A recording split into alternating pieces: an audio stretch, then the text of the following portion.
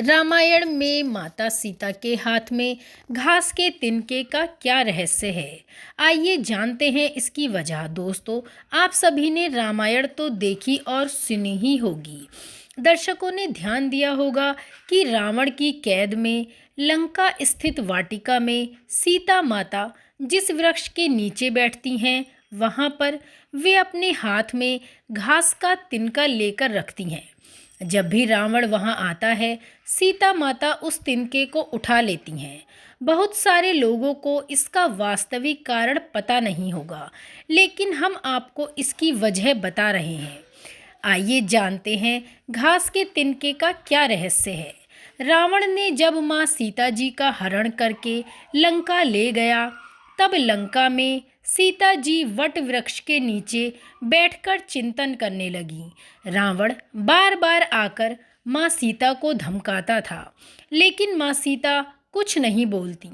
यहाँ तक कि रावण ने श्री राम जी के वेशभूषा में आकर माँ सीता को भ्रमित करने की कोशिश भी की, लेकिन फिर भी वह कभी सफल नहीं हुआ। और रावण जब थक हार कर अपने शयन कक्ष में गया, तो मंदोदरी ने उससे कहा, आप तो राम का वेश धरकर गए थे, फिर क्या हुआ? रावण बोला, जब मैं राम का रूप लेकर सीता के समक्ष गया, तो सीता मुझे नजर ही नहीं आ रही थी। रावण अपनी समस्त ताकत लगा चुका था, लेकिन जिस जगत जननी माँ को आज तक कोई नहीं समझ सका, उसे रावण कैसे समझ पाता। रावण एक बार फिर आया और बोला, मैं तुमसे सीधे सीधे संवाद करता हूँ, लेकिन तुम कैसी नारी हो, मेरे आते ही घास के तिनके को उठाकर उसे ही घूर घूर कर देखने लगती हो। क्या ये घास का तिनका तुम्हें राम से भी अधिक प्यारा है? रावण के इस प्रश्न को सुनकर माँ सीता जी बिल्कुल चुप हो गईं और उनकी आंखों से आंसुओं की धारा बह पड़ी। इसकी सबसे बड़ी वजह थी कि जब श्री राम जी का विवाह माँ सीता जी के साथ हुआ था, तब सीता जी का बड़े आदर सत्कार के साथ गृह प्रवेश भी हुआ। बहुत उत्सव मनाया गया।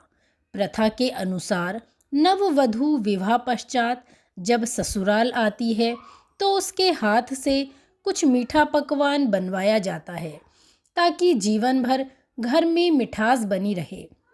इसीलिए माँ सीता जी ने उस दिन अपने परिवार के लिए खीर बनाई और समस्त परिवार, राजा दशरथ एवं तीनों रानियां सहित चारों भाइयों और ऋषि संत जी को भोजन पर आमंत्रित किया गया।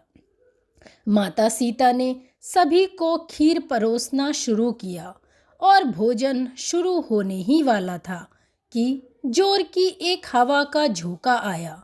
सभी ने अपनी अपनी पत्तलें संभाली। सीता जी बड़े गौर से ये सब देख रही थीं। ठीक उसी समय राजा दशरथ जी की खीर पर एक छोटा सा घास का तिनका गिर गया, जिसे माँ सीता जी ने देख लिया। लेकिन अब खीर में हाथ कैसे डाले, ये प्रश्न आया। माँ सीता जी ने दूर से ही उस तिनके को घूर कर देखा और वो जलकर राख हो गया और एक छोटी सी बिंदु बनकर रह गया। सीता जी ने सोचा, अच्छा हुआ किसी ने ये दृश्य देखा नहीं। लेकिन राजा दशरथ माँ सीता जी के इस चमत्कार को देख रहे थे।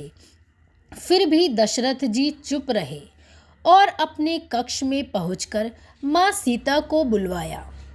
फिर उन्होंने सीता जी से कहा कि मैंने आज भोजन के समय आपके चमत्कार को देख लिया है। आप साक्षात जगत जननी स्वरूपा हैं, लेकिन एक बात आप मेरी याद रखना।